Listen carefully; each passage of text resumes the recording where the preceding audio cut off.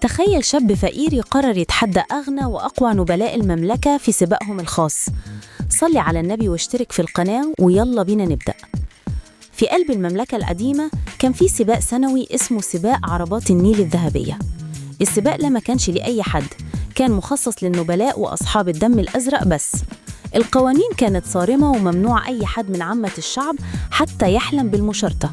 لكن في حي فقير كان في شاب اسمه زين كان حداد بسيط، لكن عقله كان سابق زمانه. كان بيحلم يشارك في السباق ده ويكسر القوانين الطبقية الظالمة. الكل كان بيضحك عليه وبيقول له ده جنون، مكانك مش هناك.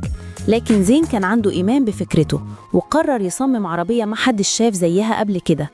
بدأ يجمع كل قطعة خردة يلاقيها ويشتغل عليها ليل ونهار في ورشته الصغيرة. صمم عربية شكلها غريب، لكنها كانت بتعتمد على تقنيات مبتكرة وميكانيكا معقدة. استخدم نظام تروس عجيب عشان يزود سرعتها بشكل مش طبيعي. وجي يوم السباق والنبلاء كلهم واقفين بعربياتهم الفخمة اللي بتجرها أحصنة أصيلة. وفجأة ظهر زين بعربيته الغريبة وسط ذهول وصدمة الجميع. الحراس حاولوا يمنعوه، لكن الملك اللي كان مل من غرور النبلاء قرر يديله فرصة. السباق بدأ وعربيات النبلاء انطلقت زي السهم. عربية زين كانت بطيئة في البداية والكل بدأ يسخر منه، لكن زين كان بيخبي ورقته الرابحة.